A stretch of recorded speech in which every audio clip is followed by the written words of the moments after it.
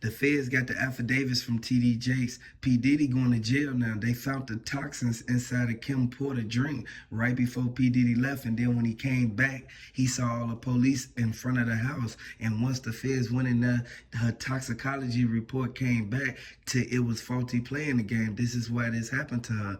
Everybody saw how Diddy participated in all of these freak-offs. Diddy thought that TD Jakes was going to keep his mouth closed, but TD Jakes is a bishop. He's going to have to tell. So this is why he came out and told the feds what really went on in there, what really happened with Tupac, what really happened with Cassie, and the footage that was released. The footage all goes back to Kim Porter because this was the second person. P. Diddy's name was the only name that popped up in a case. Guys, history speaks for itself, and we see time and time again where every event involves P. Diddy, from Tupac, Suge Knight, to Kim Porter and Cassie. Even now, more and more allegations are being brought to light. News articles, stations, TMZ, Billboard, US Today, we can find it everywhere. Allegations in the midst of most recent cases filed by Combs' former Bad Boy Records president, Harvey Peer. Her nose being broken on the yacht, and he went and paid for emergency plastic surgery from one of the best surgeons flown in. Like, you don't make these steps if you didn't make these mistakes. He thinks that he can get everything he wants by buying his way out of a situation, even down to trying to buy out Cassie. At the end of the day, justice is going to be served, whether it's done by a judge in court or in heaven, but he's going to see his day. And people know that P. Diddy was the main one. He was the first one on the scene of all these cases. He was the one responding to the emergency call that they sent out. They wanted to know, did P. Diddy get on that plane and go out there? He could have sent B.I.G. out there instead of letting B.I.G. stay in L.A. He had the choice. He got a good feeling. Everybody know this. Everybody know that Greg Caden, he said that Keefe D was the topping of the whole cake because he was the one to tell on P. Diddy. And this is why T.D. Jakes and Jermaine Jakes, they trying to stay away from P. Diddy right now. Ain't no telling if they gonna talk to him later on after everything go down, but the feds busted him. It's over with now, and P. Diddy think that he was gonna get away with it. You can't pay off everybody. Once you see everything that happened, y'all know what happened to Kim Porter's boyfriend, the dude who she was messing with, and P. Diddy found out, and then he instantly, they said he broke her nose. They got it on footage, and they said that Cassie was the main one, looking like she still was in an intimate relationship with P. Diddy, but P. Diddy, he didn't want people to really pay attention to that because he was still trying to mess with J-Lo. As soon as J-Lo got wind that this was going on the other side over there, this is why he really had problems with him and his son Christian, because he almost lost his child because Kim Porter didn't want him around his baby after this happened at that yacht. They tried to get P. Diddy, but P. Diddy, he paid off a couple people, and this is what made J-Lo come out and say that he had something to do with Cassie getting happy, you feel me, being put in these freak-offs. Everybody know for a fact that you can't really put this into perspective, and you really know for a fact that you have to really be mindful of the things that's going on, because this all could really mess up P. Diddy in the long run. P. Diddy know for a fact that he really put himself out there because B.I.G., Heavy D, Cassie, I want y'all to send y'all condolences and send y'all support to these people. I want y'all to let me know if y'all rocking with Tupac. 50 Cent, he said that T.D. Jakes should have been released the footage. As soon as the footage came out, 50 Cent, he looked at it like, I been knew P. Diddy was getting down like this. You know, and if we revert back to just P. Diddy's temper, look at how he treated Shakir Stewart when he was messing with Kim Porter. He had Kim Porter as a kept woman. He paid all of her bills, all of her expenses, extra child support, and he expected her to look the other way while he went out and did his indifferences. But when she slipped up, the man took the lifetime. He went up to that man's room without security and him almost to. And then amazingly, sometime later, he himself. Everybody saw that. The investigators went in there. They looked at it like he had something to do with Tupac, Cassie, Kim Porter, Heavy D. All these people was trying to write a book right before they got sent up.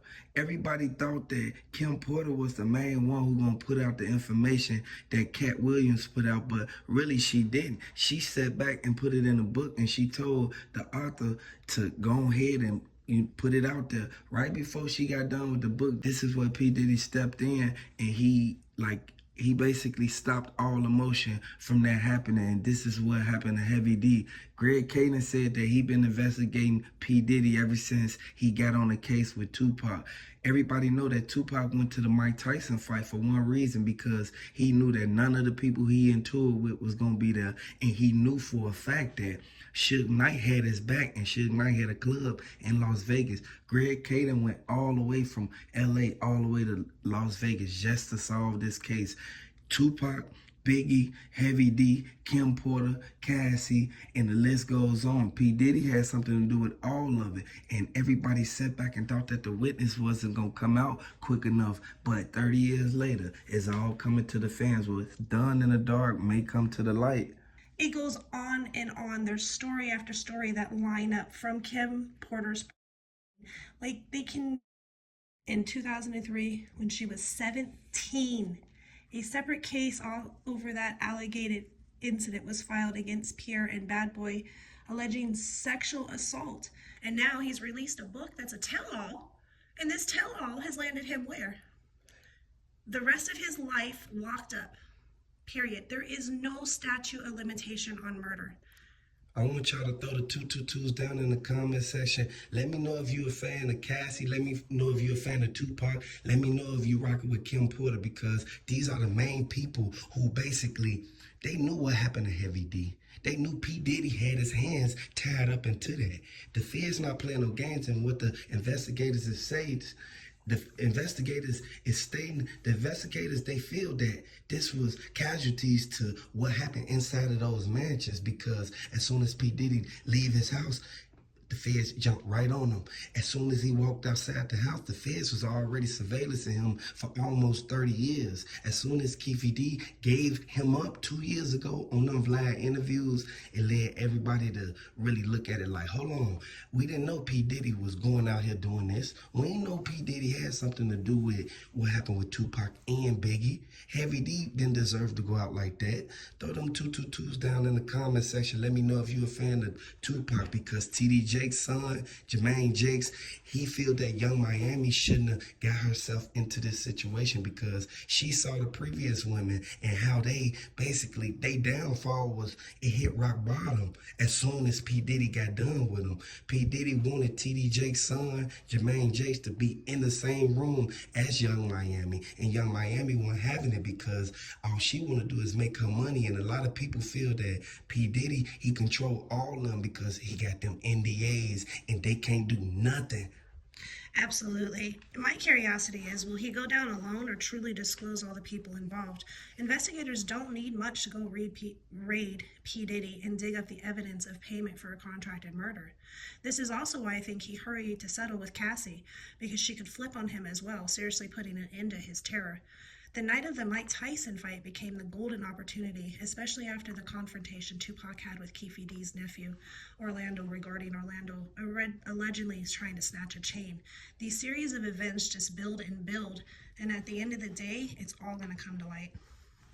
We know that Snoop Dogg, he didn't want 50 Cent to even be around Suge Knight, because he knew for a fact that 50 Cent was going to get cool with Suge Knight. And then, like they always say, everybody in New York, they know for a fact that you can't be cool with somebody and then think you still finna come back around and basically let me tell my business to you so you can run back and go tell Suge Knight. No, I want everybody to really look at that, because Suge Knight, he had Snoop Dogg shook.